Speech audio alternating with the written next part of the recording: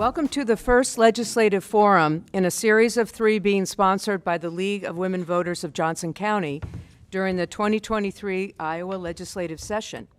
My name is Eliza Willis. I'm a member of the League of Women Voters of Johnson County. Our timekeeper today is Vicki Aiden, who's also a League member. The League is dedicated to educating voters on political and ballot issues. We encourage informed citizen participation in government. Membership in the League of Women Voters of Johnson County is open to anyone 16 years of age and older. Please join us. We could use your time, your talent, and your financial support for our ongoing operations. Government serves best when it's open and transparent. Democracy works best when more people are involved. To learn more, speak to one of our members or reach out to us through our website or Facebook page.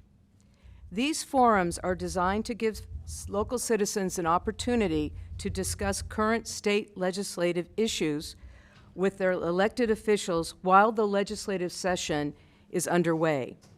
All Johnson County legislators were invited to participate. Representatives Sherman and Senator Driscoll responded to our invitations, stating that they have conflicts today. We received no response from Representative Hora to our invitations to participate.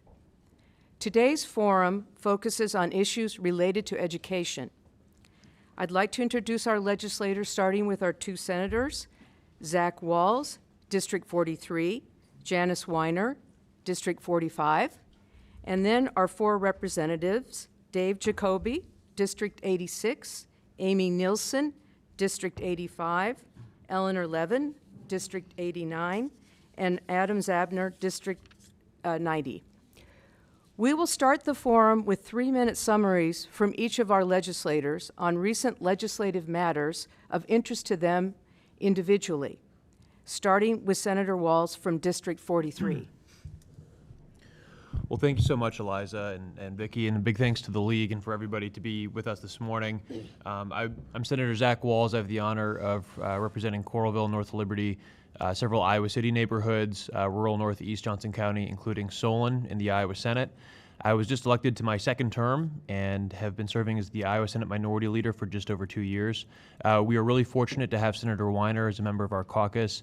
She's bringing a wealth of experience and knowledge and familiarity with local government to a session where we're going to be drawing on that quite a bit, given the Republican agenda. I'm also really glad to have her in the delegation because it's the first time in my entire life that I have been first in terms of alphabetical order. So I'm really glad to have her on our team. Obviously, the number one thing that we'll spend some time talking about this morning is the Republican voucher scam that the governor signed into law this morning. This proposal was rushed, it was reckless, it's very radical, it's wrong for Iowa. I'm excited to hear perspective of folks in the room on that legislation. Senate Democrats debated this bill until well into the morning on Tuesday. I was really proud of our caucus for sticking up for Iowa's public education system, and I'll also note that opposition to this legislation was bipartisan. Not only did we have all Democrats united in opposition, several Republicans in both chambers voted no. So while I'm grateful for my Democratic colleagues for their courage and dedication, I'm also very grateful for the Republicans who had the courage of their convictions to stand up against the governor's proposal. Finally, I'll also just briefly state that this morning the Iowa Democratic Party is electing a new chair. Several of you know Ross Wilburn from when he was the mayor of Iowa City. He has had a very, very difficult job over the last 2 years leading our state party. And so if you have the opportunity to just drop him a line of gratitude, I know that he would certainly appreciate it. He's done a remarkable job given the circumstances that he inherited. I'm going to be keeping an eye on my phone this morning. I'm not watching the news or anything. I'm just trying to stay in tune during the State Central Committee meeting this morning.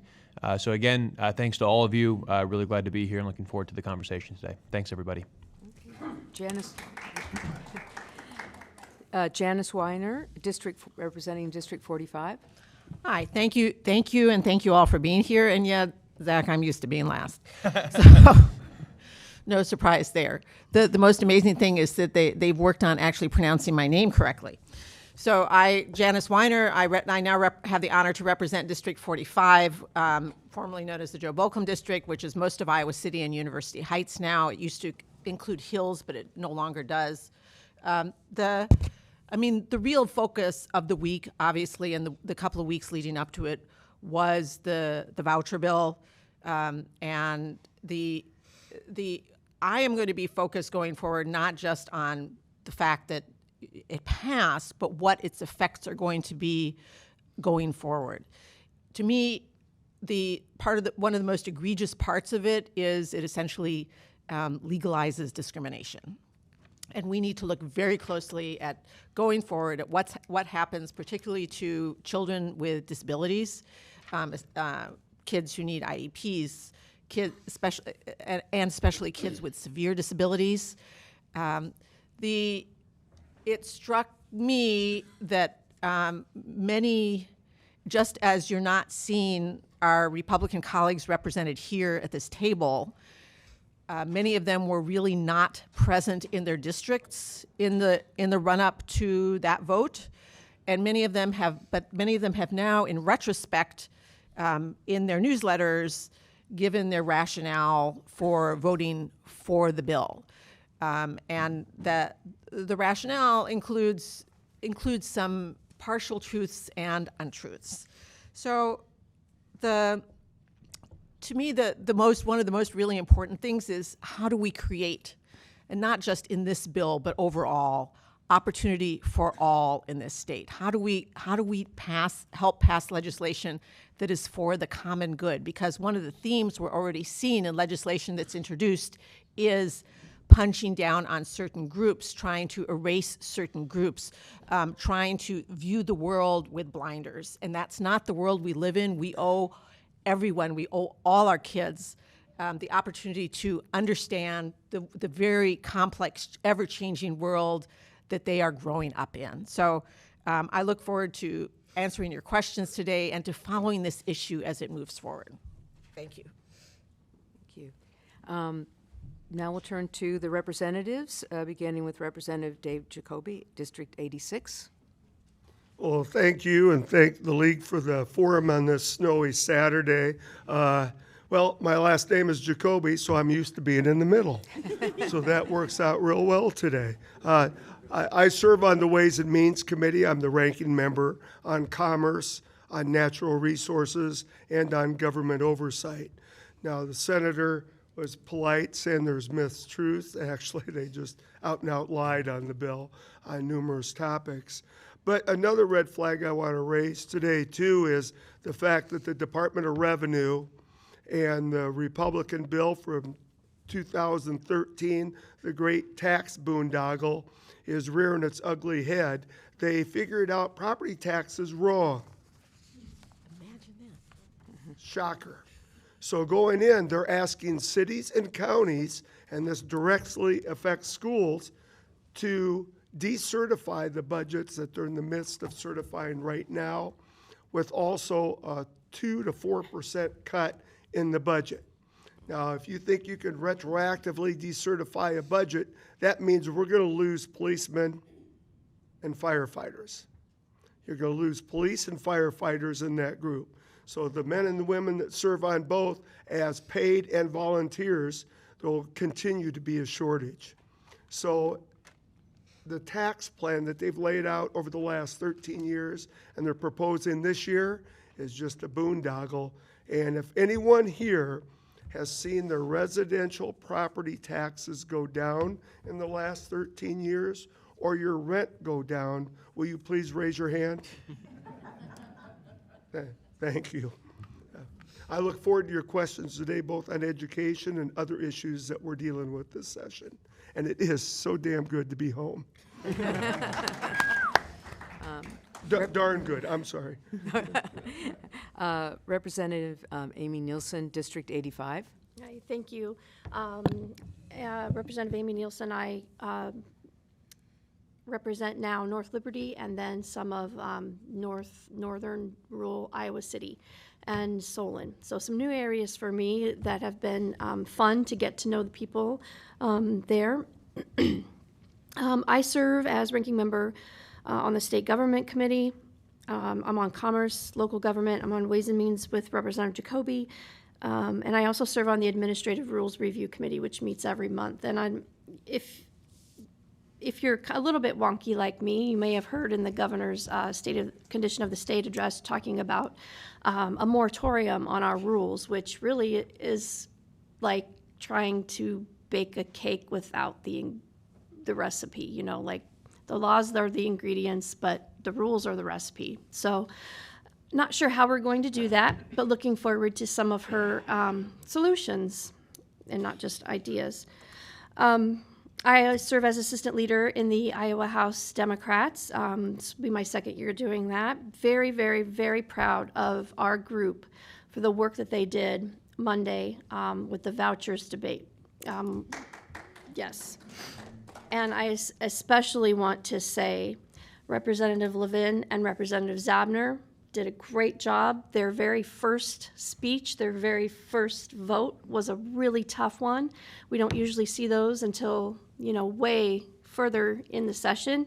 And I just, all of you can be really, really proud. I think Representative Masher and Representative Bohannon can be really proud of who is there in their place. So look forward to your questions. Representative Elinor Levin. Thank you. Sorry about that. District 89. So during that debate on Monday, the speaker mispronounced my name. So it's been weirdly hard for everyone, which I didn't actually notice. I got texts later informing me of that. I was a little bit focused on other things. Thank you so much. As you all know, I love these league events. It's coming home for me. So thank you so much for doing this and for bringing us together. And for those of you who did make it out in, you know, not the best driving conditions we've ever had, but not the worst either. I am Elinor Levin. I represent District 89, which is the south and west sides of Iowa City and University Heights residential.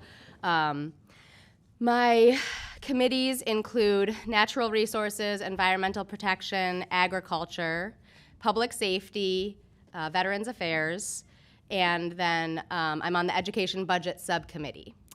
Which has been a real, one of the places where I've learned the most already very quickly.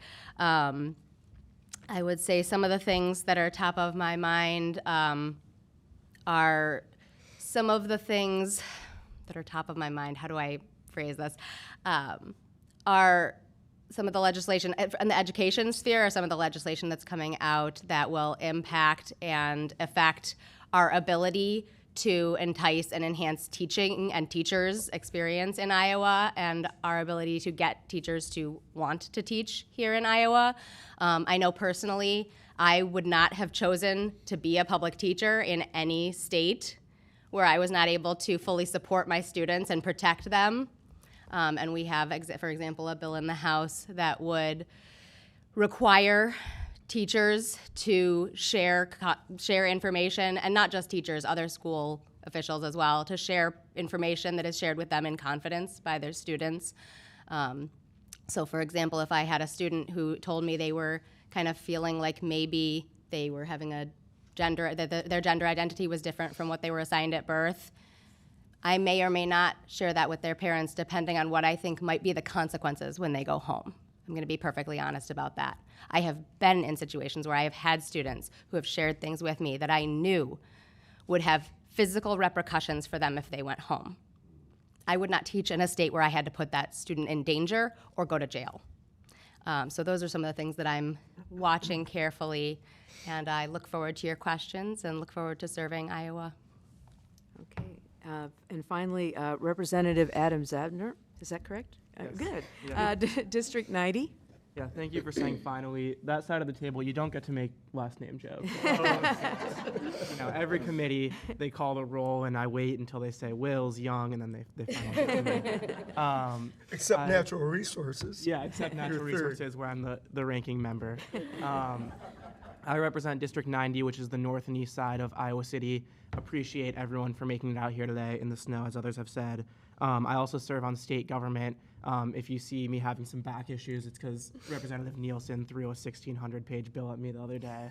I didn't literally throw it. And then I serve on transportation, environmental protection, and appropriations.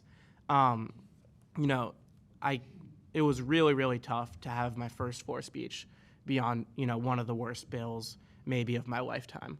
And as I said in the speech, I think really could be one of the most impactful debates of my career, however long I spend in Des Moines.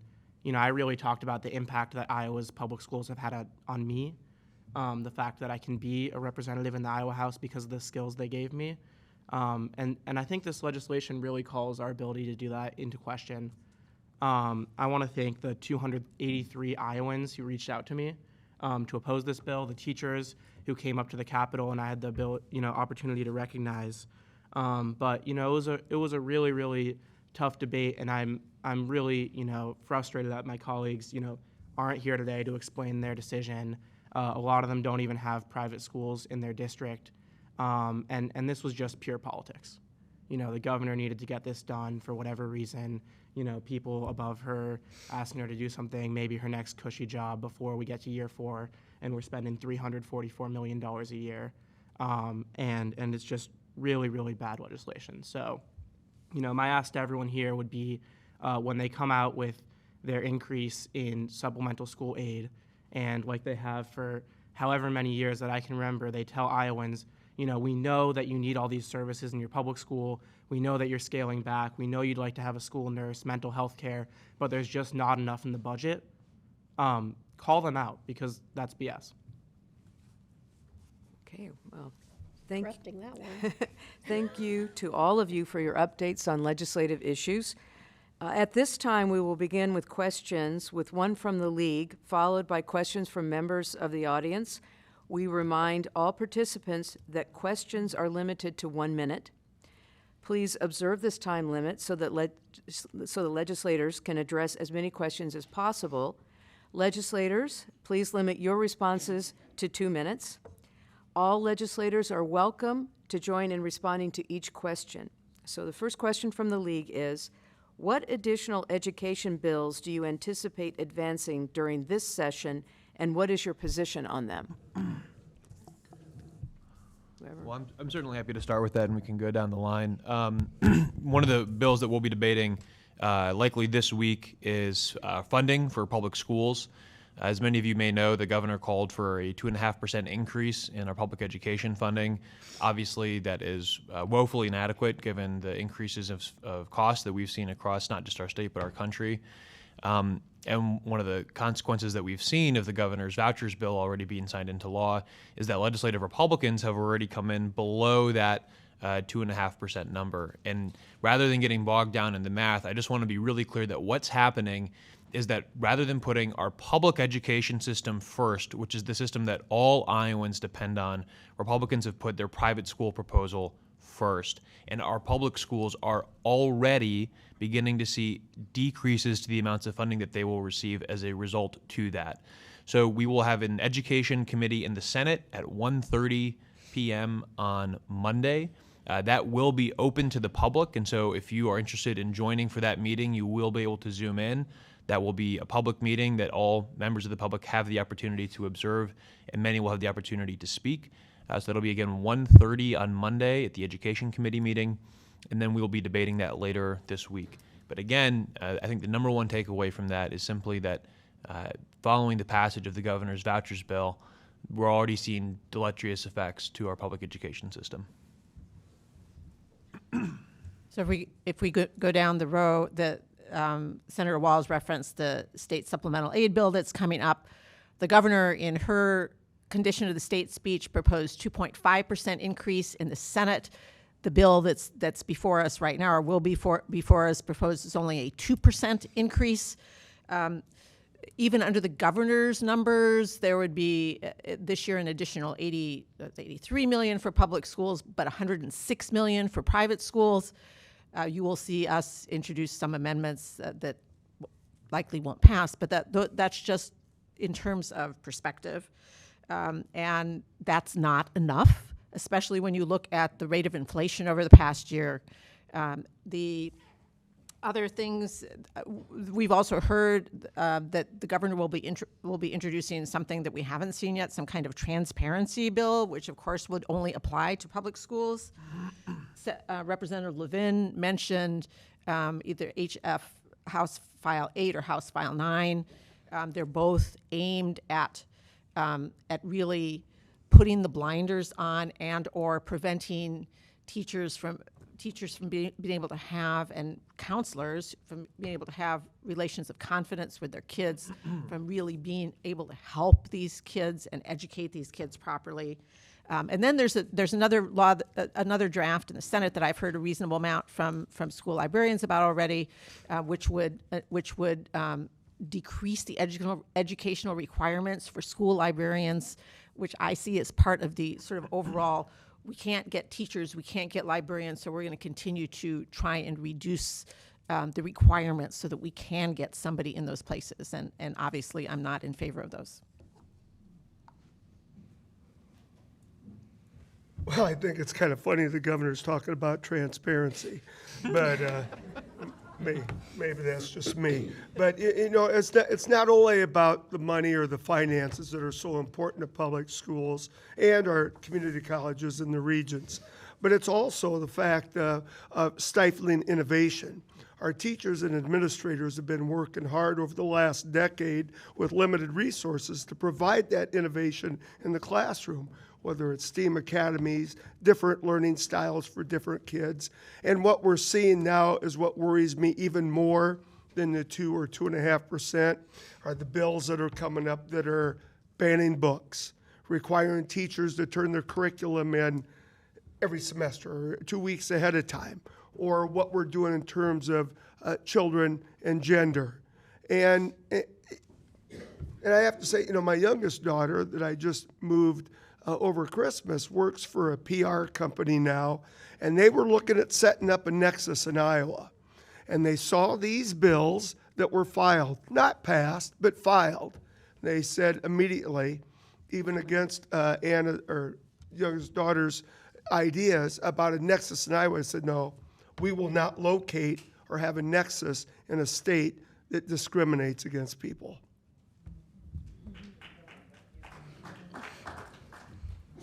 Yes, they've all said it beautifully, and I don't know of any additional bills that haven't been spoken of, so I'm just going to keep things moving so we have time. So one thing that was interesting to me was that the bill to end tenure died in subcommittee in the House. So I was paying attention to that, and I was interested to see that happen. Very excited to see that happen. House File 8 and House File 9, which are the two anti-queer kids school bills that have been filed, have been in existence since day 2 of the session, were assigned subcommittees very quickly, and those subcommittees still haven't met.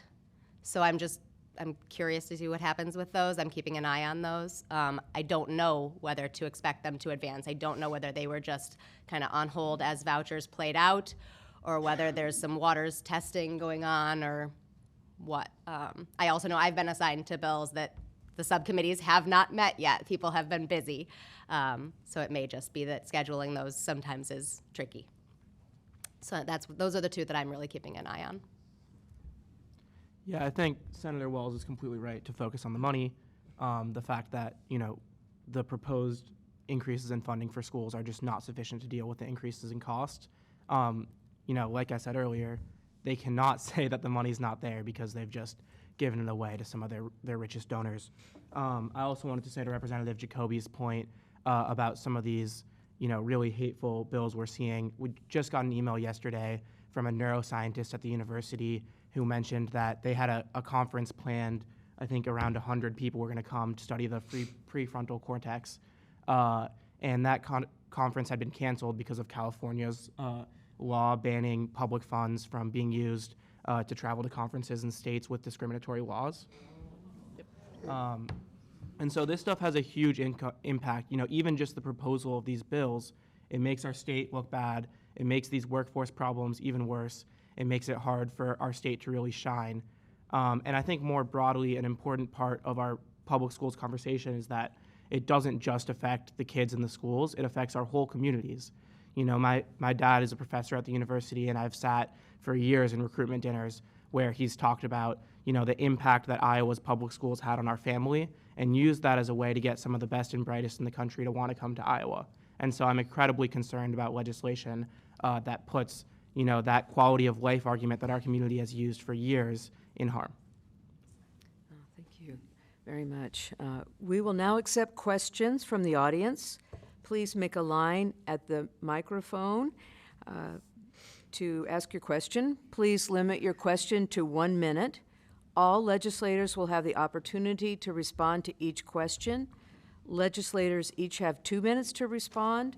Out of respect for all present, please do not interrupt speakers.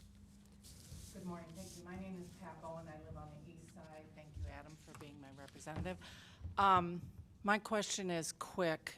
As you all are identifying the committees that you're on, do you get to pick that, or is that assigned to you? As the person who makes the assignments, I can tell you that they are assigned. Okay. Yes. Thank you. I mean, I was just wondering. Yeah, it's a great question. So the way that typically this works is that each leader is elected by a majority of the caucus in the House and then in the Senate, and then that leader of the caucus gets to make appointments to various committees. I will tell you that we do our very best to accommodate the requests that we get from our members. As we're trying to make these assignments, we're trying to weigh a wide variety of factors, but we always do our best to make sure that folks' strengths and knowledge are best aligned with the committees on which they serve. Thank you. Hi, thank you. I'm Eileen Barron from Kelowna, and my representative is not here. But I had a question about the the bill that was just passed, Students First. Talking point is being that this is a great deal because public schools are getting, actually, bottom line, $9,000 for students they're not teaching because of the money that remains in the public school and the $1,200 from the state. And I just wanted to hear a breakdown of that. And it doesn't seem like it's a good deal, but I'd like to hear the bottom line. Thank you. Dave's kind of our money guy. I'd throw that to him. Yeah. Well, I don't believe anything they say about as far as per pupil.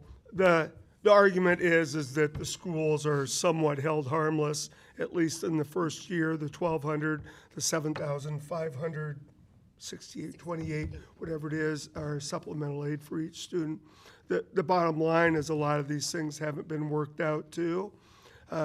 Like when is your count days? When is your when does a transfer take place? How do we handle people who transfer back? I mean, there's so many questions, and Amy, Representative Nielsen hit the key point. The Rules Review Committee has been suspended, and that is a committee that actually decides the true intent of all legislation that is passed and then gives the defined language with the departments. So by suspending that committee, basically what the governor is going to do through openness and transparency is determine the language that will be given to the Department of Ed on how we're going to implement vouchers. I'm sorry, it's kind of a long-winded answer, but a lot of it is, good gosh, it hasn't been real open. There are a lot of questions left to answer. And thank you for being here today. Apparently the road you took to get here is different than the representatives. So, I'd like to add just 2 figures to that. One, Representative Jacoby mentioned the count date. So the count date is currently October 1st. That's when a school district counts how many students it has.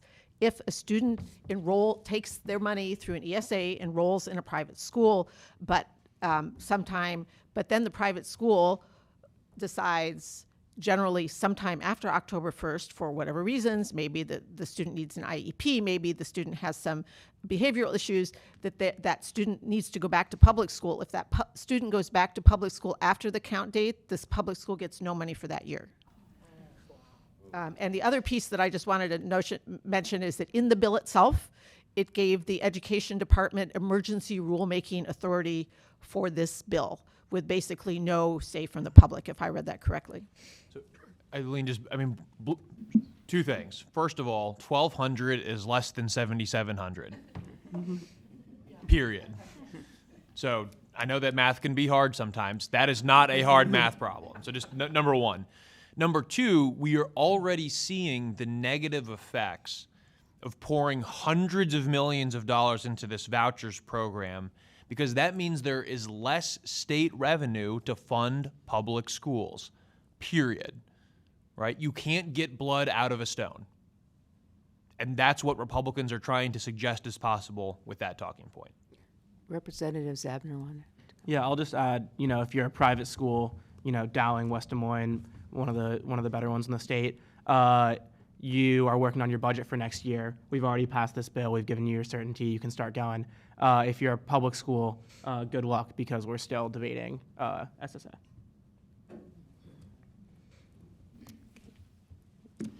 Hi, Brady Shutt, president of ICEA and teacher in the Iowa City School District. I think this is my 27th or 28th year in the district. So thank you all for being here, and thanks to the League for putting on this legislative forum. And on behalf of the other teachers that I'm sitting with, just really a sincere, heartfelt thank you to all of you for standing strong for public education. We all know the numbers are rough right now in terms of what it is that you're up against, but as deflating as it was this week, and it was deflating, and as deflating as it looks going forward, we were heartened by the fact that all of you stood up for us, and we want you to know that we have your back. I guess I would be... I'd be interested. SSA over the last 12 years has been 1.9%. That's when Republicans took control of one of the parts of the legislature. So it's not a surprise that they're going to go under the governor potentially. I mean, that's just been the funding over the last 12 years. House File 8 and 9 are dangerous for kids. That's why we have to really watch those.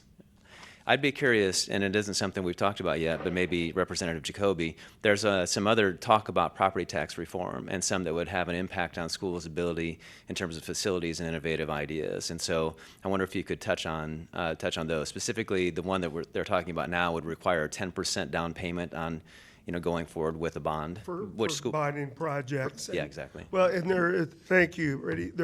There's a small handful of property tax bills in the mix right now. One of those is the requirement that the entity has to have at least 10% in cash ready ahead of time for any bonding issues.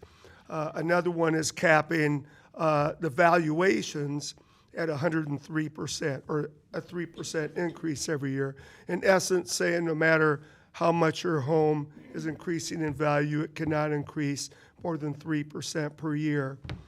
All the ones that are kind of a puzzle trying to be put together is held up by the one I mentioned earlier, the one of the boondoggle with the rollback figures that they completely dropped the ball and are 2 to 4% off for the current year we're in. So before we can move forward with any property tax changes, they have to change the boondoggle.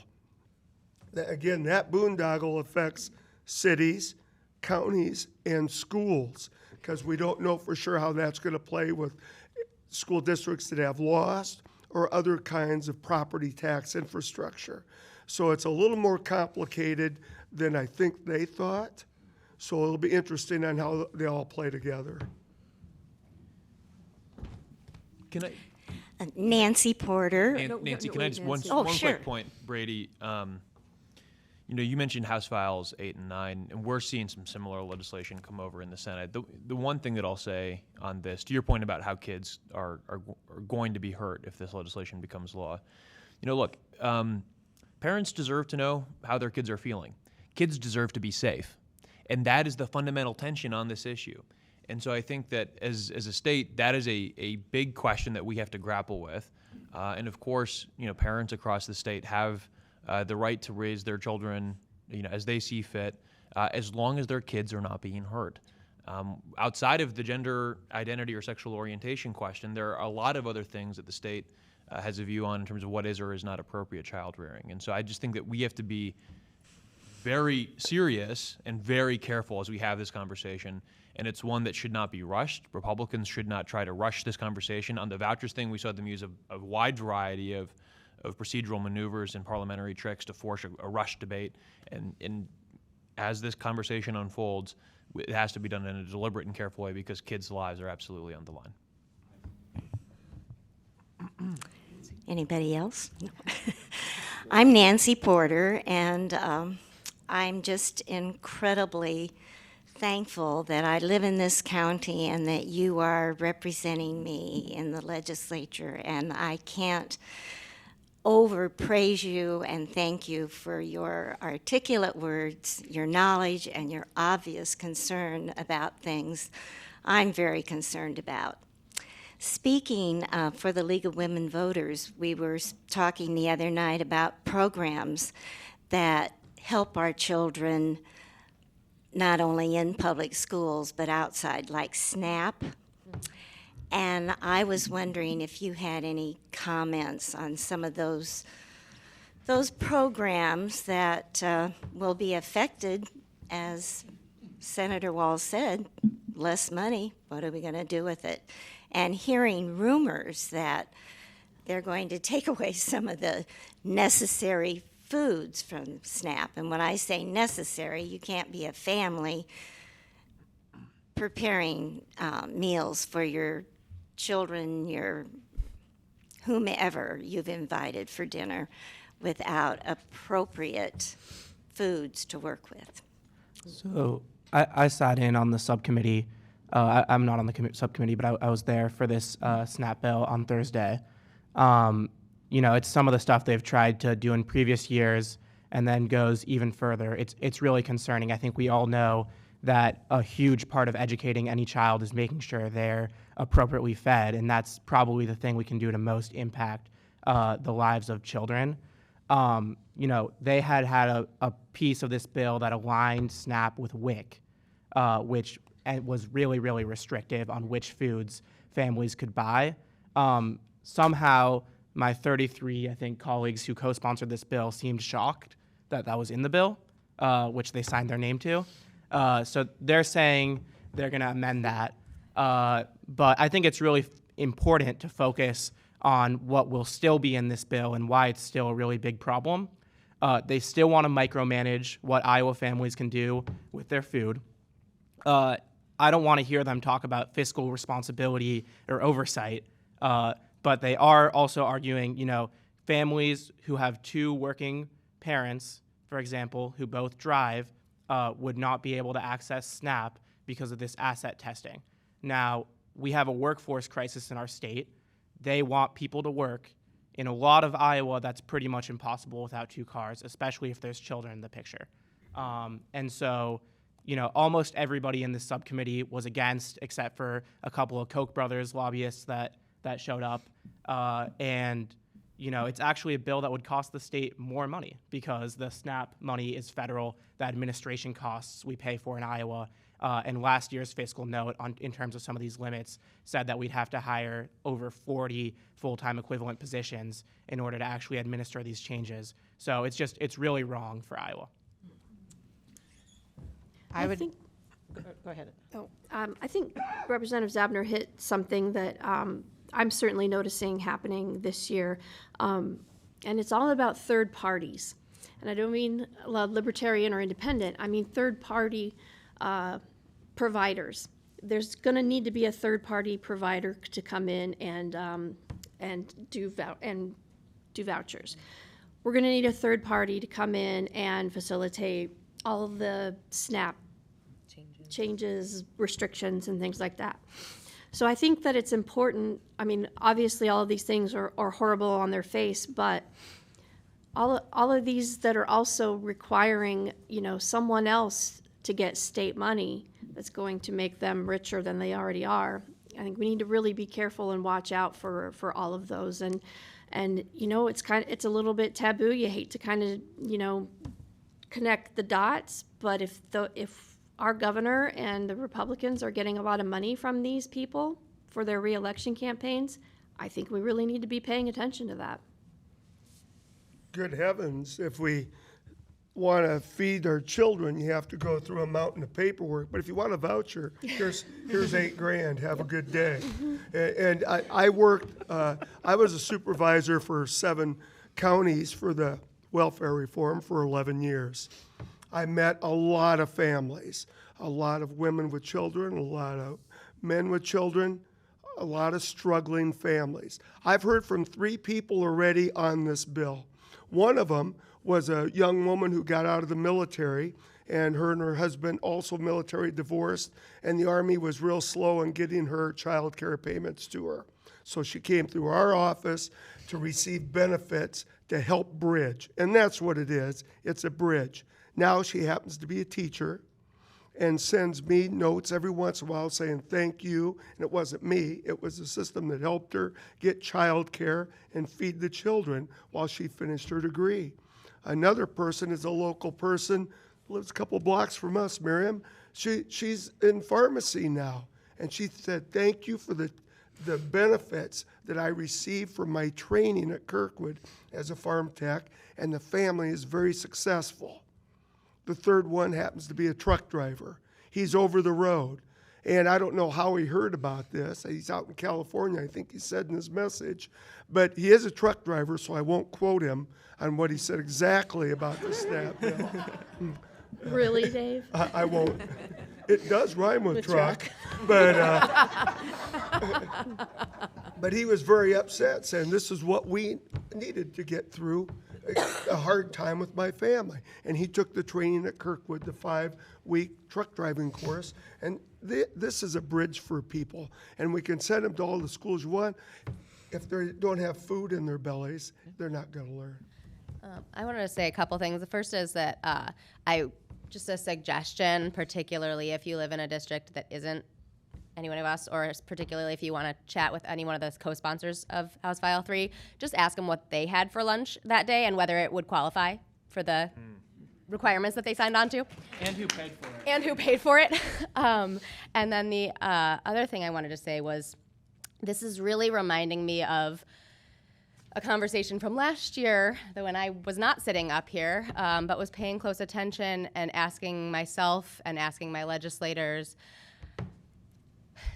if someone's full-time employment or their whatever it is that they, that fills up their day does not give them the funds to meet their basic needs, why are we making getting whatever they need to meet those basic needs essentially another full-time job? This reminds me of the reduction to unemployment benefits last year, where we not only shrunk the number of weeks available, but made the bureaucracy so much deeper that I have personal friends who just gave up on it, even though they qualified, because it was taking so much time to apply for the benefits that they weren't spending as much time as they wanted to looking for work. That's wrong. That's wrong for Iowa, that's wrong for our workforce, that's wrong for our young people, and it's wrong for making people feel like they're welcome here. Now we're trying to do the same thing with SNAP. We're trying to tell people that you should be spending more time trying to justify your SNAP benefit eligibility than taking care of the family you're trying to feed. So I would agree with Representative Nielsen, follow the money. It's the Medicaidization of many of more programs. And by the way, this bill, if it goes through, it doesn't just affect SNAP, it also affects Medicaid recipients and what the hoops they would have to jump through. You might also, in addition to what Representative Levin said, ask any legislator what their per diem is and what they're getting into their pockets every week from that. And I challenge anyone with a 1-year-old child to figure out, if they don't have the money for quality childcare, how they're going to manage to work 20 hours a week. It's the only thing that I have to add would just kind of underscore the point made earlier that this is a perfect example of how clearly this is not a piece of legislation that was read by the co-sponsors. Frankly, it probably wasn't read by the person who actually introduced it. It was just copy and pasted from another state where no one bothered to ask the question, what should I change in this bill to make sure that it's right for Iowa? And that is exactly the role of the minority party, is to be the ones who do the work, who read the bills, and who say, this is wrong. And when there are exceptionally egregious cases, like what we identified earlier, to make sure that amendments are filed. But it just demonstrates the intoxication of the power that the majority has, where they aren't actually even bothering to do what's right for Iowa. They're just putting politics first and people second. That's wrong, and it has to change. Oh. Hello, my name is Ken Bowen. I live on the east side of Iowa City, and I have 3 things I want to talk about real quick. First of all, I want to congratulate the people of your respective districts for having enough sense to vote for you. Second of all, this is directed to Representative Zabner. As the ranking member of your committee, how many Democrats are actually on that committee, considering you are a first-year representative? That's interesting, and it's kind of a rhetorical question. And third of all, I'm curious, has anyone on this panel heard anything from the governor or any of the Republican legislative leaders on what the governor plans to do with her $1.9 billion surplus? Thank you. I think she just wants to keep bragging about it. I mean, it's federal. It's mostly federal funds like that we've gotten that was supposed to be spent on helping Iowans. So I don't know. I think she just wants to keep talking about it. Yeah, and then also give it to her donors. I mean, mostly. I mean, like the personal income tax cut that Republicans rammed through last year is going to overwhelmingly benefit the ultra rich and big corporations in our state, and it will be paid for with our taxpayer dollars, including those that we send up to the federal government. The average Iowan is going to get an average tax cut of about $500. The ultra rich are going to get an average tax cut of over $67,000. That's the difference between a fully loaded Chevy Silverado, if you can find one, and one payment on that truck. Every year, forever. So that's what they're doing with the surplus. Not to put too fine a point on it.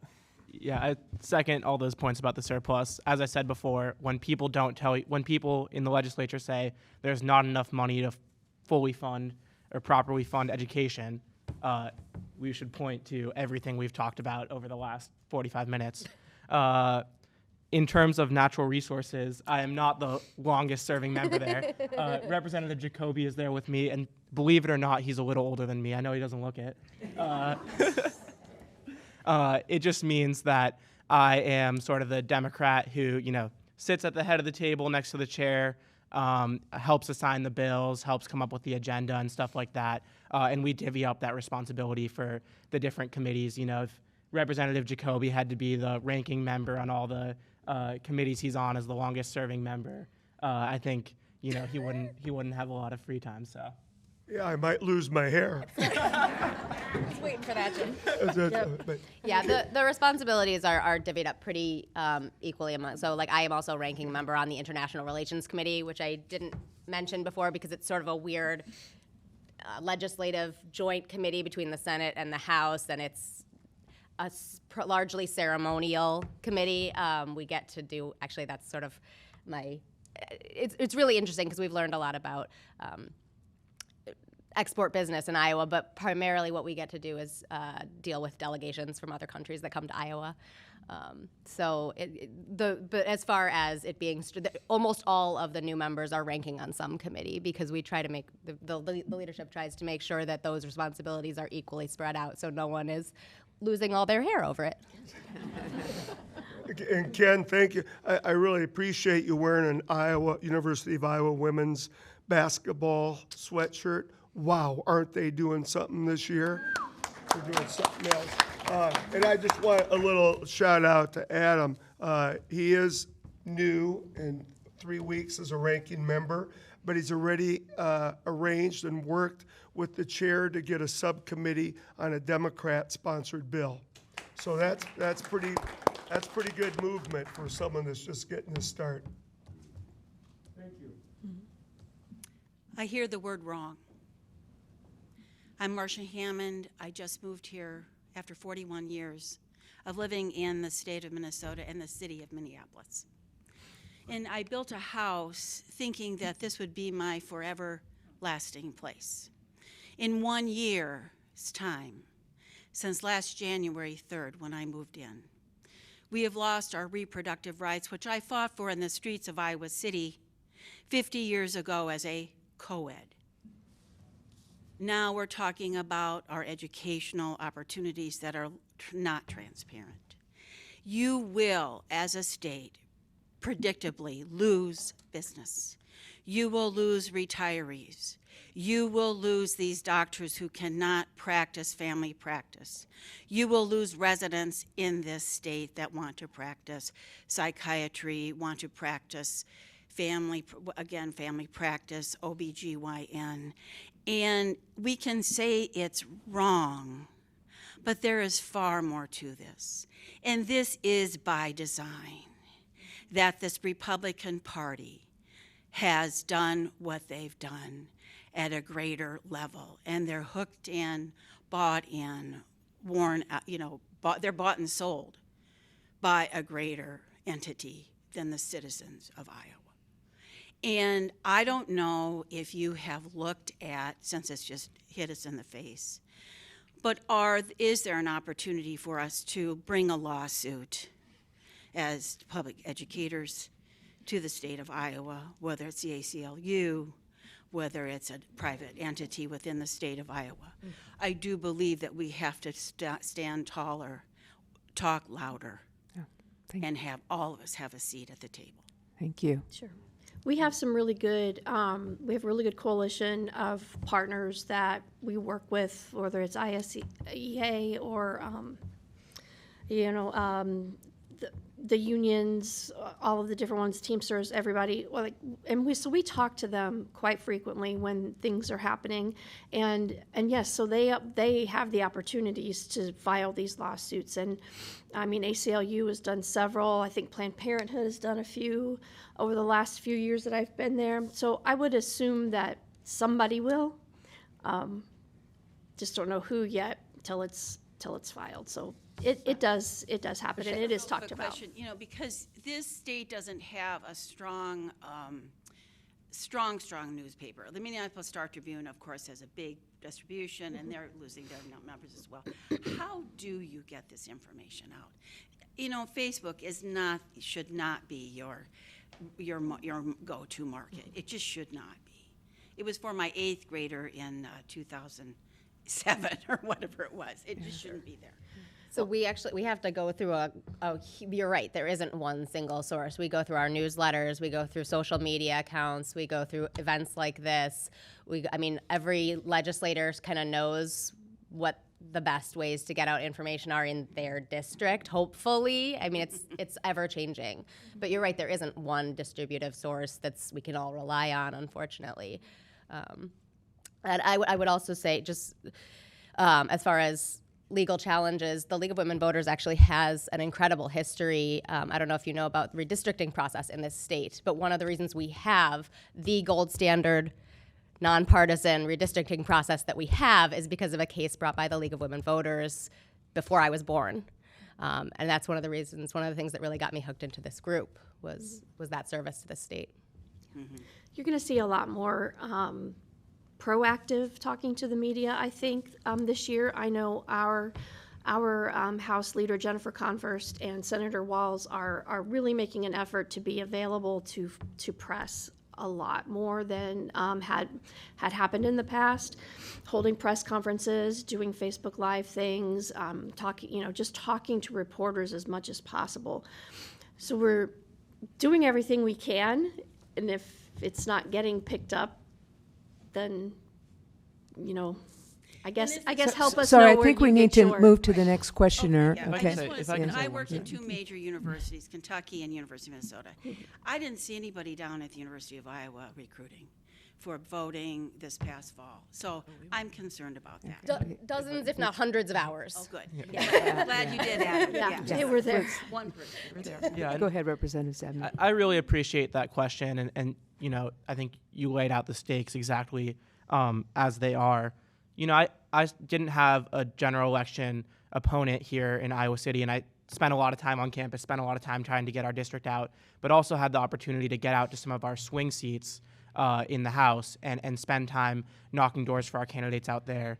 And I heard Republicans talking about costs for Iowa families and inflation. I heard them talking about crime. It's been a busy 3 weeks. What have they done about those problems? And I think you're right. There's not, the structures we need to hold them accountable. And so, even now, when we're 2 years out from an election, now is the perfect time to talk to your neighbors, talk to your colleagues, get out and do these sorts of forums and then make sure it's getting out to the community. And that's every single one of our responsibilities, to make sure that folks understand what's happening and what the stakes are. Because we're going to have another election in 2 years. And, if you're a Republican and you live in a district where your representative voted for vouchers, primary them. Get out, find a candidate, primary them. If you're a Democrat, it's time to start organizing, time to start having those conversations with the students. We're going to be having a city council and school board race in November. We need to make sure every single student that can be is registered to vote, get out for that election, get out in 2024. And so really appreciate the question. I think it's incumbent on all of us to do that work. I mean, the only thing I would add to that is, look, we need to completely rebuild the Iowa Democratic Party. Yeah. Period. I mean, and like literally as we're sitting here having this conversation, the Iowa Democratic Party State Central Committee is meeting. It's been 90 minutes and they haven't approved the agenda yet. Oh. Now, if I was in Brady Schutt's class when I was taking AP Government, I would have gotten a failing grade on that work. So I am in strong support of a proposal that is on the agenda for today to create a new executive committee within the steering committee that will help keep us focused on what should be the number one goal of the Iowa Democratic Party: winning elections. So I know that we're not here to talk about the Iowa Democratic Party. We're here to talk about legislative issues, but I will tell you our performance on legislative issues won't get better until we have a legislature that reflects the actual views that are out there. And we all know where the public is on these. The problem is that we have a state Democratic Party that has been completely incapable of channeling public will into political results. That change, that rebuilding, has to start today. So, off my soapbox now, sorry. And a reminder that this is a nonpartisan event. Yeah. Absolutely. Yeah. My name is Sally Stutzman, and I have lots of comments, so I'm taking a deep breath. But just one comment. I went to the Ag breakfast with Department Head Nag, Secretary of Agriculture, last Friday morning, and I asked him about this SNAP program. First things, words out of his mouth were, "It's a mistake. It's a mistake." I mean, really, in the state of Iowa, you can buy canned tuna fish, but not fresh meat. I mean, and there were two legislators there, Representative Hora and Senator Driscoll, who both co-sponsored the bill. The word deer in the headlights comes to mind. They had obviously not read the bill. They didn't know anything about it, but they co-sponsored it. Okay, moving on to the voucher system. I want to know, next year, will they propose monies for homeschoolers? Is that going to be the next proposal? And I want to know when we will find out the full cost of this bill. I was appalled as a taxpayer that did not go through the normal legislative process of getting a full read on the fiscal impact of this bill. Yes. And one other comment. None of you guys were at that Ag Committee breakfast. Yeah, that's where we need to start with building the Democratic Party. You got to go to the rural Sally, areas. Where was this? It was at the Extension office, and it's and they're going to have the next one is a legislative. I will be at the next one. Okay, yeah. all right. Okay. You need to hear what rural people have to say. It's too. on my, I it's couldn't on my, agree more. it's on my schedule. This one, I wasn't aware of it. If I had been aware of it, I would have done everything I could to be there. And to answer your question about homeschools, we have no idea, but I would sure expect that they probably would. In the first 4 years, this is currently structured. You're talking about $918 million over 4 years, so almost $1 billion. And that is just the start, right? So there's certainly, it's certainly possible that you will see an acceleration of that figure over time. I have two quick questions. One thing the League of Women Voters is always in favor of, obviously, is equal opportunity for men and women. And we've had a law in the state that committees and boards should be gender balanced as possible. And has that led to any difficulties? Are there any committees that can't find members, and why would we change that law? And my second question is about Senate File 81, which appears to state that teachers can't even recommend books anymore. And book banning is just something I don't understand, because if you don't want to read a book, why don't you just not read it? Why do you have to ban it for everyone else? So I would start on that one because I'm on the committee that just considered this ridiculous bill that would do away with the actually useful and progressive law that started in the 90s and then was extended to local government around 2012 for gender parity in commissions and committees. It seems, I guess, that there are some people who are frustrated because they can't get on a committee, a statewide committee, that perhaps the governor can't appoint the people that she wants to certain committees, and she's not willing to wait the 90 days until that requirement falls away. I worked with it for 3 years in city council. It was no problem at all. It gives people a seat at the table. It gives people a seat at the table to be role models. It gives people a seat at the table who might not otherwise have even considered a seat at the table. And to the argument that was thrown out in committee before it passed on a party line vote, of, well, it's not just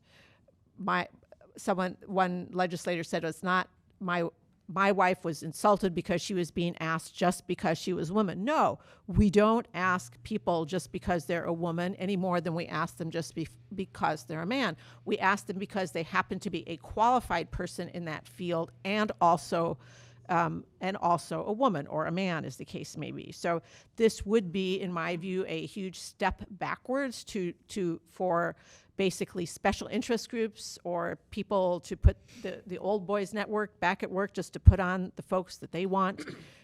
We will be marshaling a variety of arguments against it. I don't know if it will get any traction, but I do not support that. And my other response to SF 81 is, have they ever heard of the internet?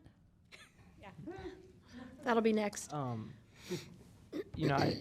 had a big section at the top of my newsletter this week about Minette Doderer.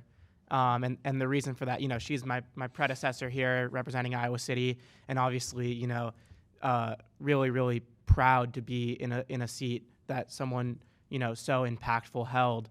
And, I was listening. The thing that sort of prompted me to do that this week is that Under the Golden Dome, which is sort of weekly podcast about what's happening in the Capitol, devoted their full time to her and some of their recordings from the archives this week. And, listening to it, I was wondering, is this really history? Because it sounds a whole lot like what they're trying to do right now, and the barriers that she faced, that, she was a trailblazer, but we got to keep progressing. And so I'm so thankful to the three women up here, and I just want to continue to make sure that representatives from Iowa City are leading on these sorts of issues.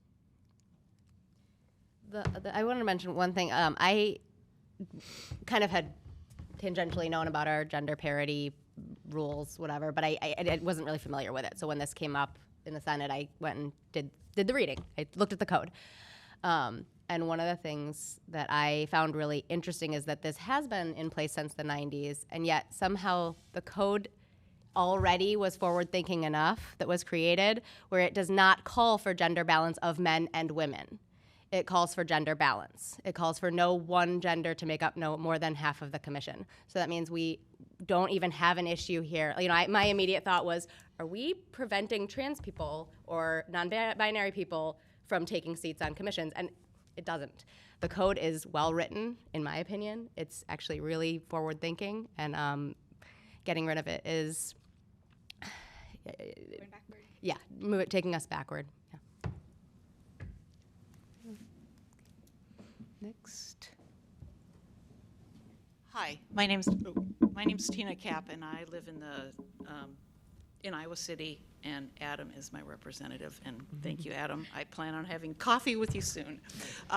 So my basic question is, just since we're talking about education, and just a very sort of thing that is in my heart is free lunches for every public school child in the state of Iowa.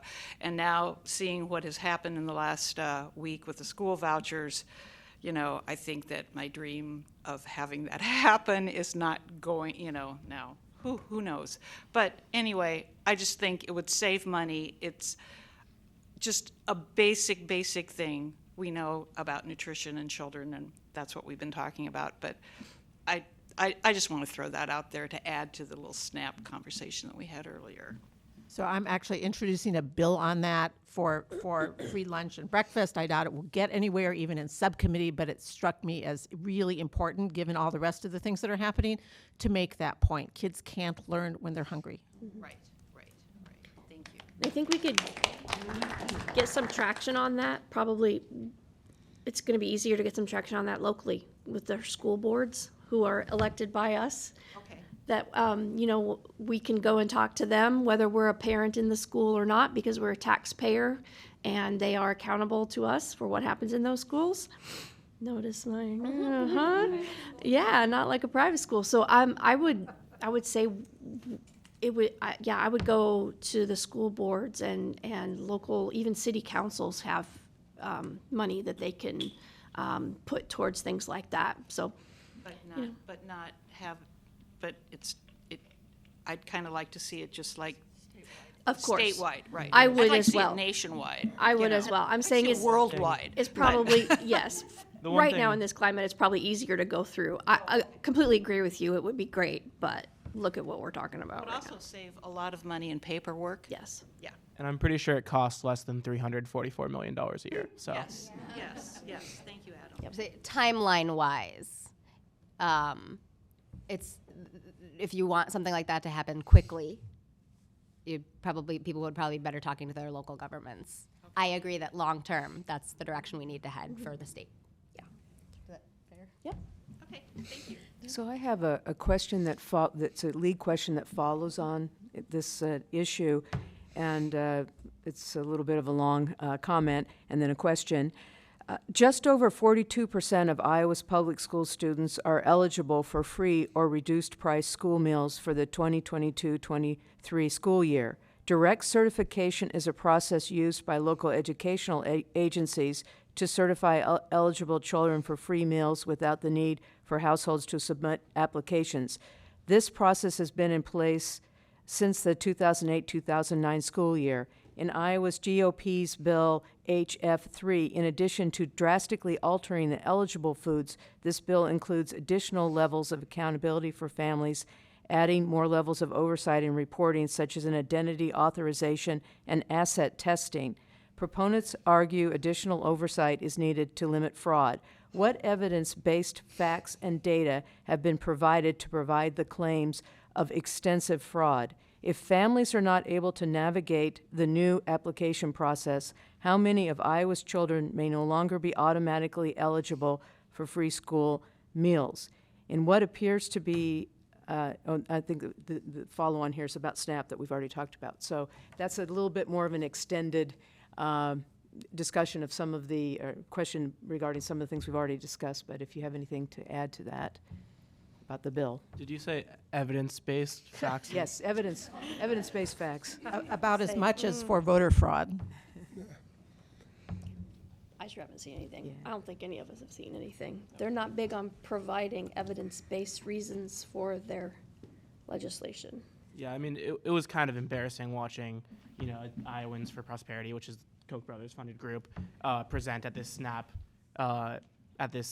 subcommittee, where Iowans were talking about how it would directly impact their lives, their needs and sort of the situations that they're facing, and essentially gave a boilerplate language that I'm sure is the same thing they say when they're in Idaho or in Ohio, because I'm not even sure they know they're in Iowa. So.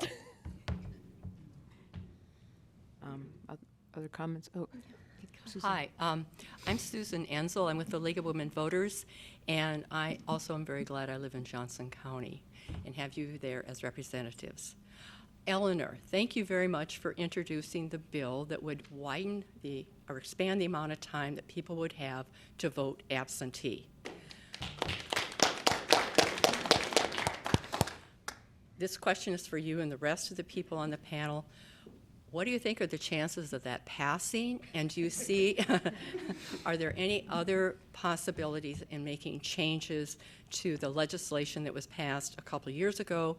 Among the things that were most troubling, the hoops people have to jump through to authorize someone to return an absentee ballot.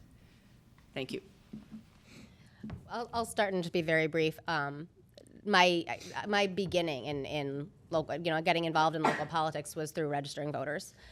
So that's something I'm really passionate about, and making sure that people have access to voting. And so the bill that I introduced would simply reset our absentee voting timeline to the 40 days it was prior to the changes. I think there might be somebody else up here who's maybe looking at legislation. I don't know if they want to talk about.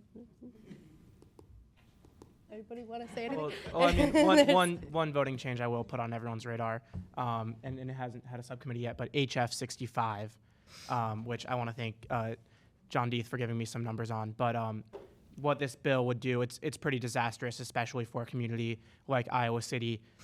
It would say that all election day, same day registrants, of which there were over 3,000 in Johnson County. 3,500. Yeah, in November, would have to vote provisional ballots.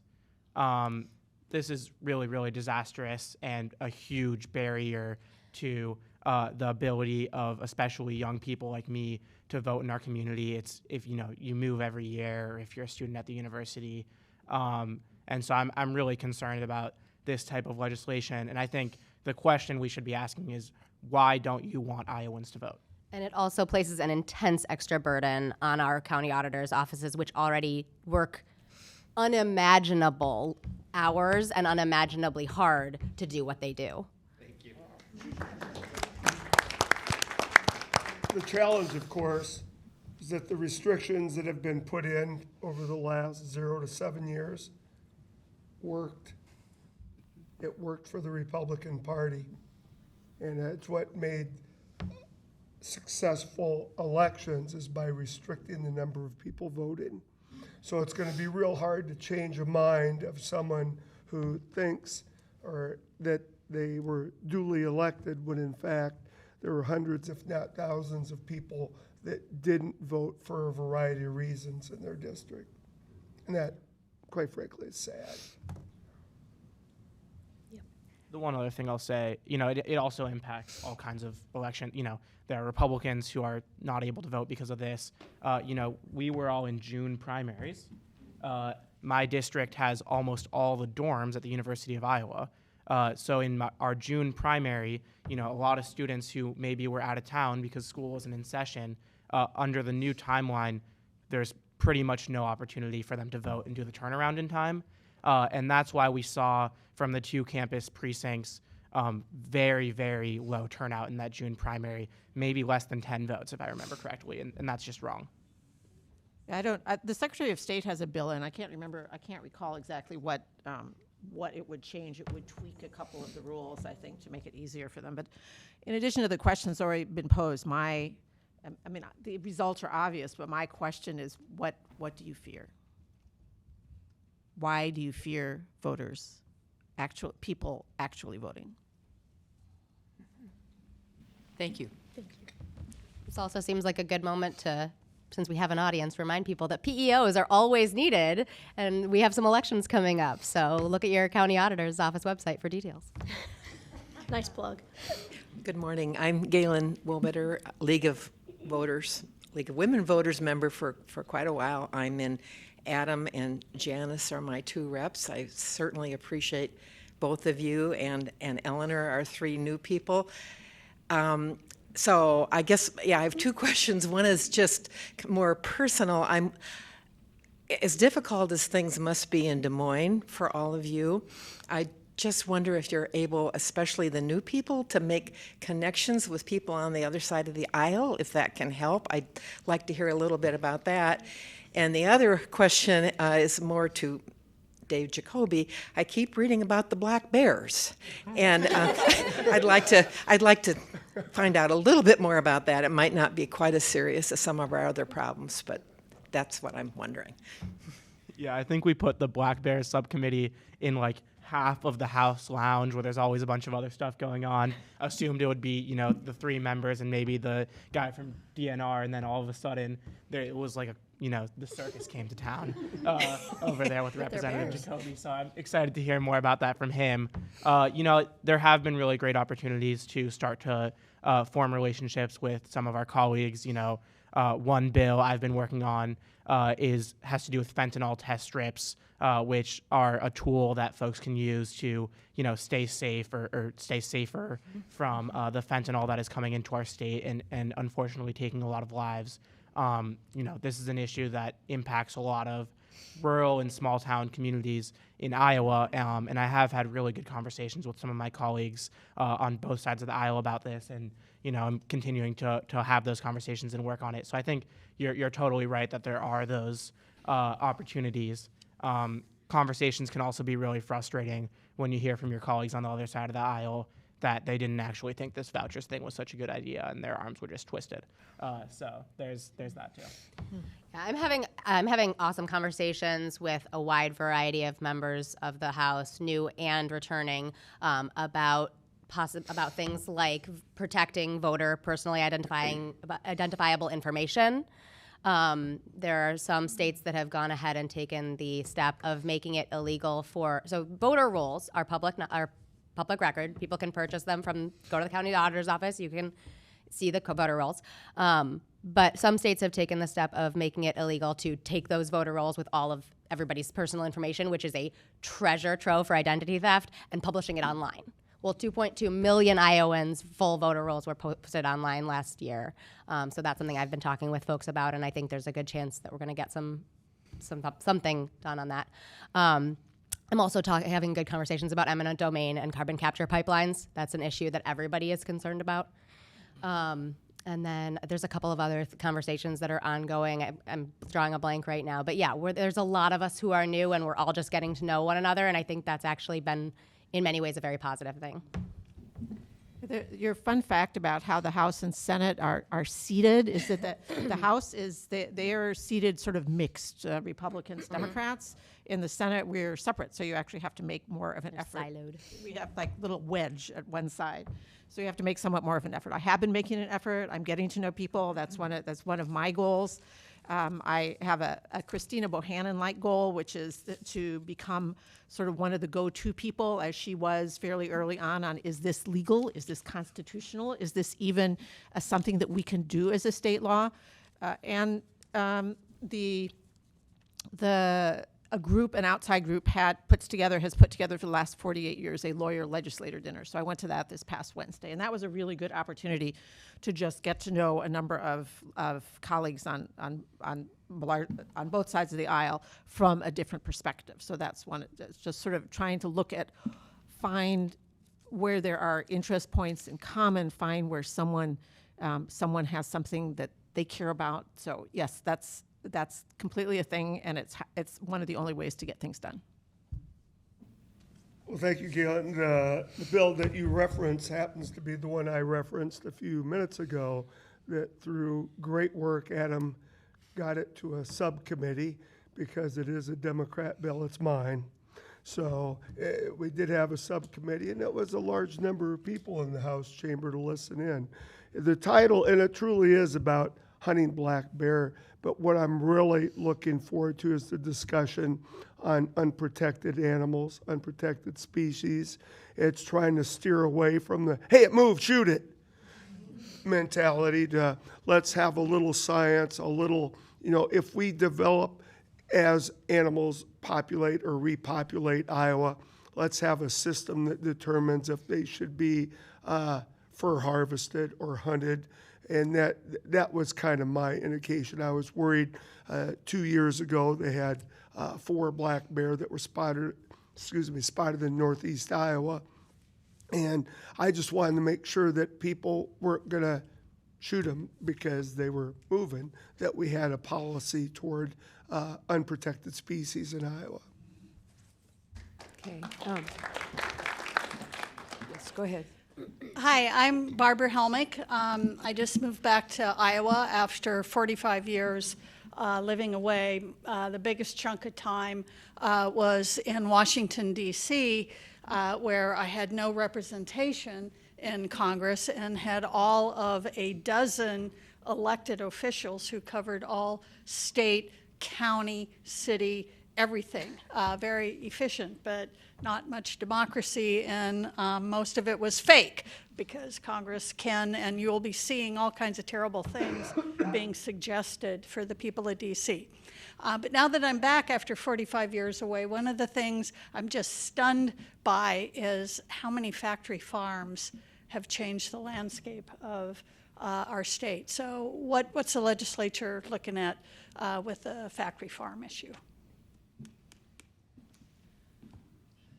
there's a bill in the House, I believe it's been filed, that Representative Art stayed. No? I don't think so. Oh, I really shouldn't say that then. I know there's language being floated around at least that's been proposed in previous years. I think it's my reading is that it's substantially the same legislation that's been proposed in previous years to have a moratorium on future CAFO operations, with the definition, I believe, being the requirement of a manure management plan. CAFOs being confined, let's see, I'm going to get it wrong. Confined animal feeding operations. Thank you. And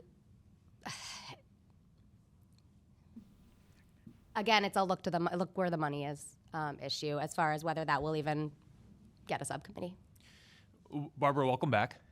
It's great. It's great to have you back in Iowa, and you're absolutely right. Agriculture has changed dramatically. You said in 45 years that you were away. I think there are predominantly two key issues with the current system of industrial livestock production. One of them is air quality, right? Pig poop is very smelly, and it really affects the quality of life for a lot of people who live around those buildings. And the second is water quality. Now, speaking personally, I would rather have farmers putting manure on fields than like anhydrous ammonia in terms of a fertilizer, right?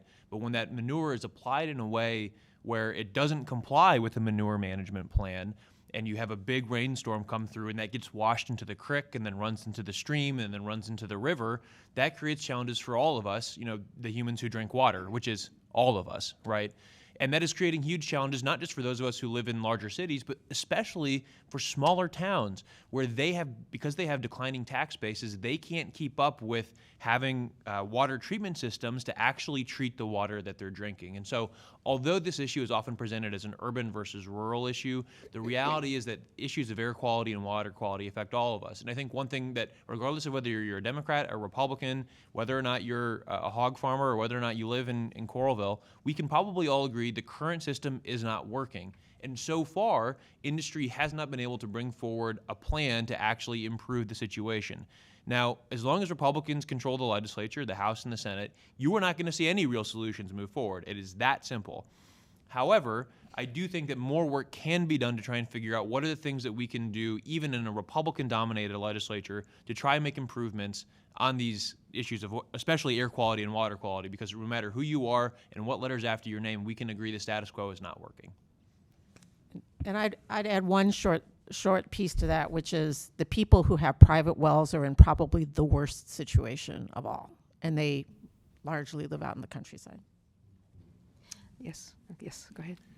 Hi, my name is Brian Flaherty. I live in Coralville, and I understand that more taxpayer resources, more state resources are going to be going to private schools after this week.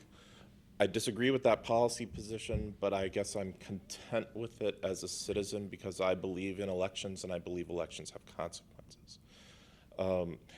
I wanted to say to you all, I listened to the debate. I wish that there had been more discussion about how public schools protect my freedom because they provide for an educated citizenry that has a baseline education that I can engage in a discussion with someone. I only have one vote, they only have one vote, but we have a baseline education. We can agree or disagree on a policy position or on something like an amendment to the state constitution. I also wish that there had been more discussion about how public education, and particularly public schools, prevent sectionalism and factionism. I also wish that there had been a little bit more discussion, or at least some exploration, about the foundational argument made by some advocates of the bill based on substantive due process. All of that being said, I have a question now about the bill as it relates to going forward. For a short time, I resided in Clayton, Iowa, population approximately 57. It had a public school building that had been shuttered for a long time, but I think everybody basically agree that there shouldn't be a public school building in a city population 57. I live in Coralville. Coralville, I think everybody would agree, has a population big enough to have a physical public school in it. Now that we've had a change in policy in the state so that we no longer have a public school system, we have a publicly funded school system. Where in that spectrum, or has the line in that spectrum changed for you of where the minimum population is for a community in the state to have a physical public school in it? Has that changed at all based off the change in policy that the state has implemented this past week? Thank you very much for all of your work, and thank you for entertaining my question. Thank you. I think that's a great question. Thank you, Brian. One of the experiences I didn't get a chance to talk about in my floor speech, but I was thinking about a lot this week was working up in Northwest Iowa during the 2019 caucuses, and a night I spent in Remsen, Iowa, up in Plymouth County. Their school, I don't quite remember the name of it, but there's 5 letters because it's so many schools that have consolidated. And you see these acronym schools all over the state. And I was up there trying to find a precinct captain for Pete Buttigieg for the caucus. I'm looking around town. I can't find anybody. So I message a friend of mine who has family up there. She says, well, you have to go to the volleyball game. So I get to the high school, people are parked in the street, people are parked a mile away. This volleyball game was packed. And the reason is that, in Remsen, Iowa, that's the only show in town on a Tuesday night. And that's the impact our public schools have on our communities. It's so much more than just the children, which are obviously so important. And so I think you're right to say that this places all of that into question because the line is not determined by any of us. The line is determined by what schools can fund with the money they get from property taxes and from the state. And so we're going to continue to see rural schools close. And what we know is that, you lived up in Clayton, people don't buy houses in towns that don't have schools. That's why you see when these schools consolidate these agreements where the elementary school's in one town, the middle school's in another town, and the high school's in a third one, because they all know as if their town doesn't have a school, their town is a zombie in terms of it's functionally dead. And so I'm really concerned about the impact this will have on rural Iowa. The smallest elementary school in our school district, ICCSD, and the one with declining numbers is Hills. And I really wish the representative from Hills was here, or who represents Hills was here to talk about the impact it might have on the elementary school there. And I'm concerned about that. Well, Brian, what I've seen, population is the key question, but the other part is distance, and Adam kind of mentioned that.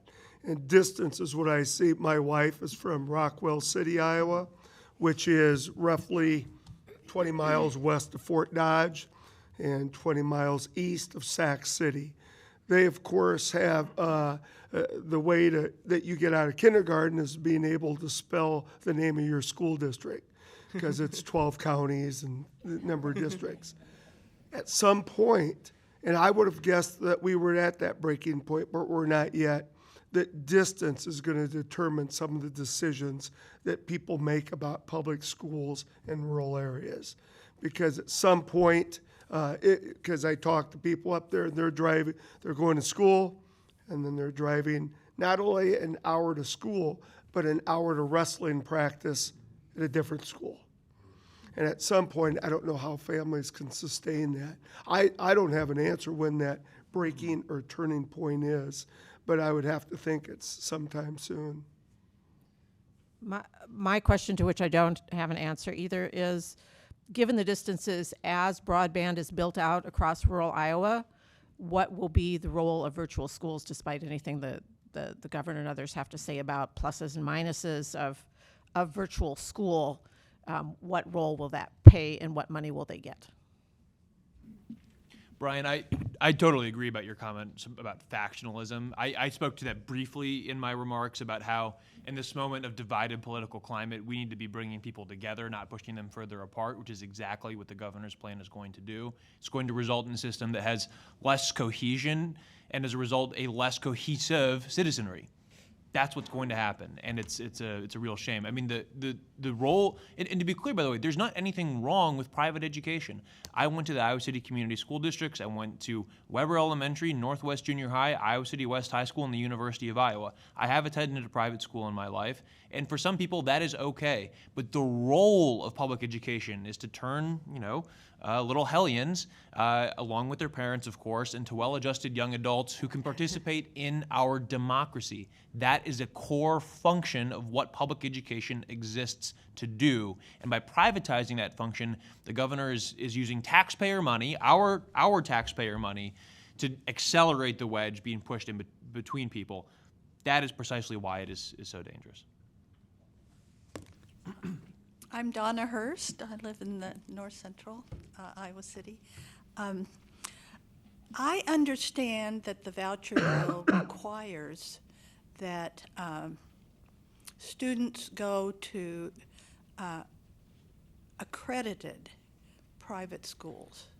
And I'm wondering if you anticipate changes in the rules for how schools will be accredited around the state. Republicans are already talking about it.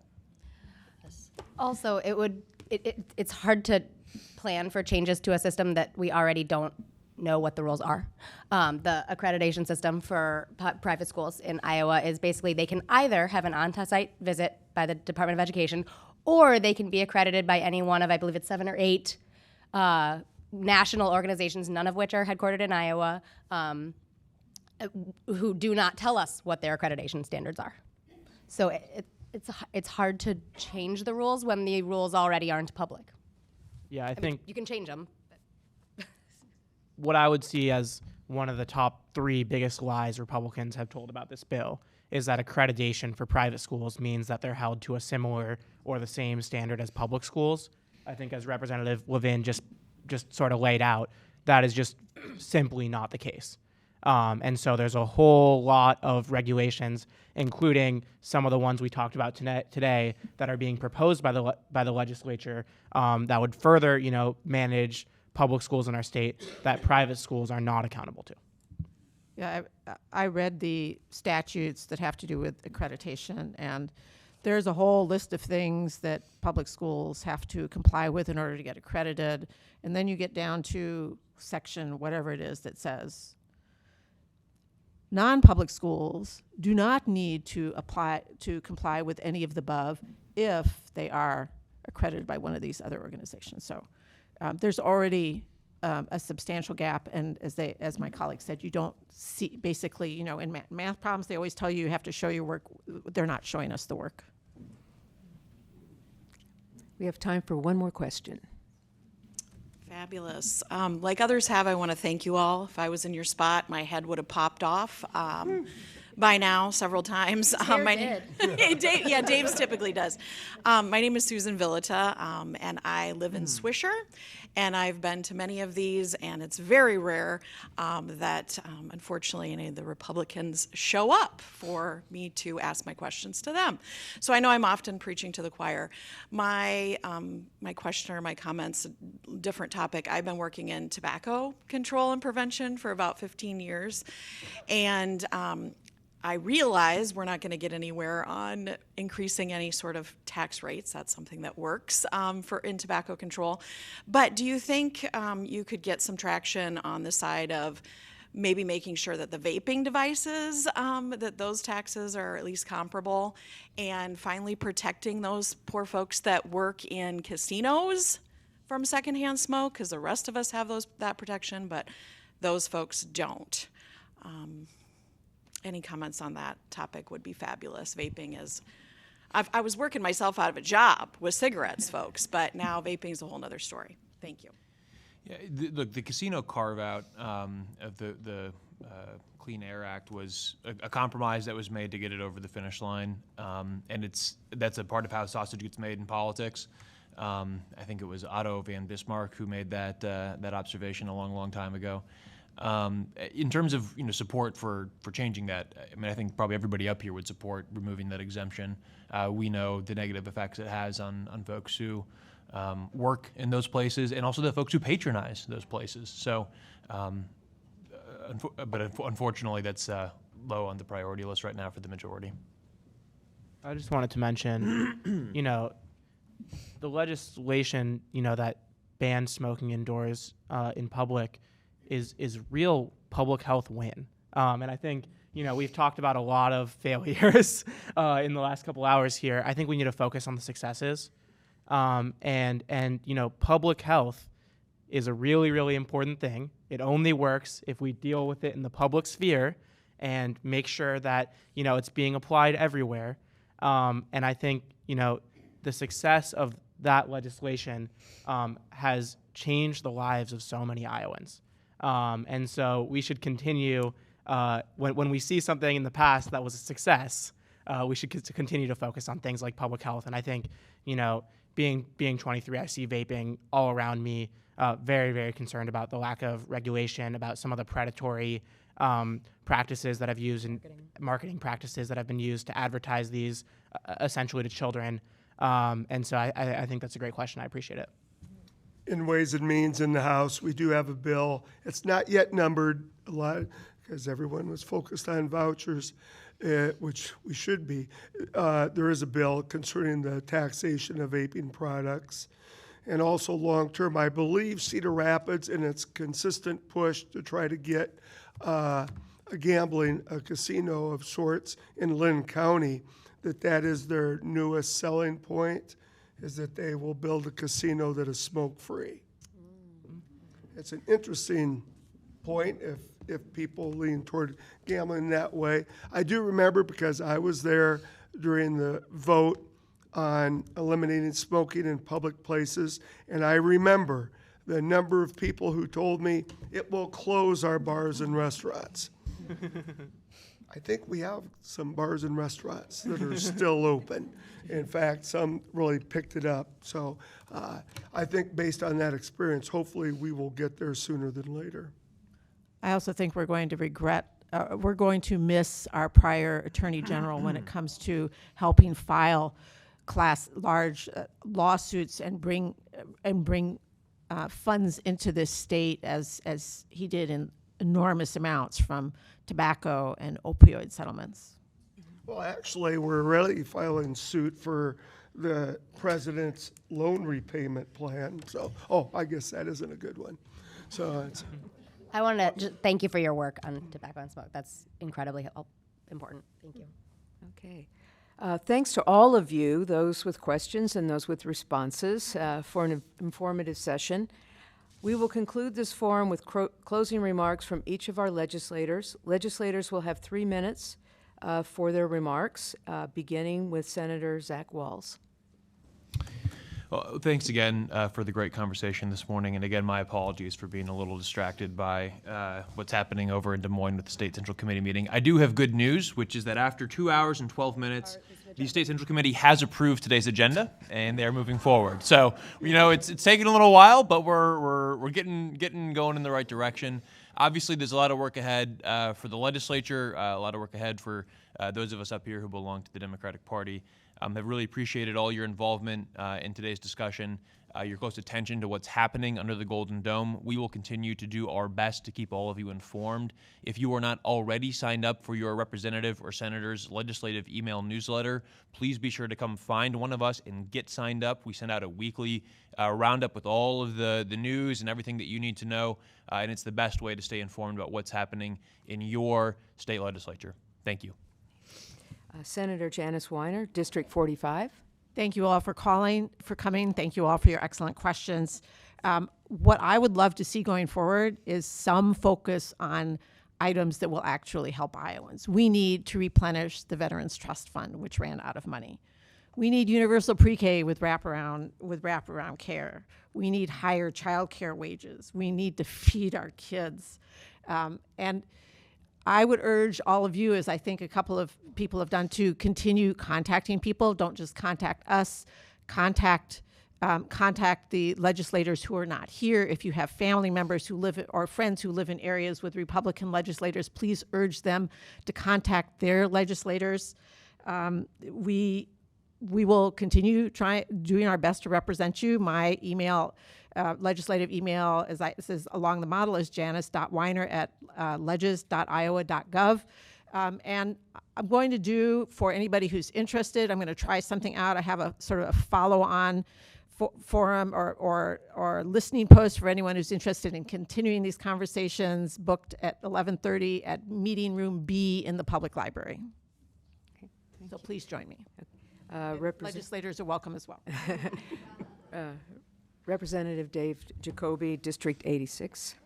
Thank you again for the forum today, and I'll just close on the note that I mentioned a few minutes ago, student loan debt. I think we saw the numbers. There's over 100,000 young people in the state of Iowa that have lingering student loan debt, whether it's a year old or 10 years old. And if we want young people to stay in the state of Iowa, then we need to give them a chance to stay here. $10,000 is a good start to help forgive student loans so that these skilled young people get to stay in the state of Iowa. And I'm not just saying that because I have a daughter, but it's important that we give them the chance to stay here, and let's stay on that topic too. Okay. Representative Amy Nielsen, District 85. Well, now that's a first. Nobody ever gets Amy wrong. Sorry, Eliza. Yes, thank you all so much for being here today. Thank you to the League for doing this consistently. It's it's a great way for us to be able to talk to everybody, and we really appreciate that. As Representative Zabner mentioned earlier, going forward, a lot of my time and energy is going to be spent on a state government reorganization bill that the governor has just sent to us, which is 1,600 pages long. And we both considered bringing in our copies today, but we already have some shoulder pain, a little bit of back pain. My forklift doesn't work. Yeah, in the we snow, thought we'd just, it's about this big. It's about this big. I am very fortunate to have Representative Zabner on state government with me, and fortunate that I felt like he could be very helpful in diving through that bill, which brings me back to, once again, our new members are amazing. And I, as someone who was a new member once, way back when, I just don't think we can say enough how much these three have been through, but I know more about these two, sorry, Senator, how much they've been through in the last 3 weeks after going through a very rough campaign season. And so I just don't think we can praise them enough and just thank them for continuing to show up. And thank you for running. And I want to say thank you to Eileen Barron for her role in running against someone to help keep Heather Hora accountable. And thank you for staying engaged and being here today, Eileen. Yep.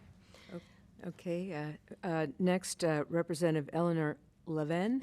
Is that right? Yes. Okay. She happens to be my representative, so I'm glad to know how to pronounce her name.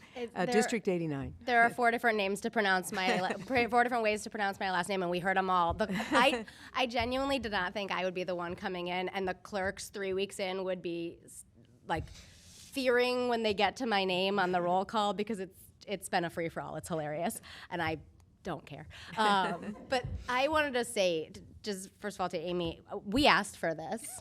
I mean, we asked for it over and over and over, and I'm thrilled to be doing this work.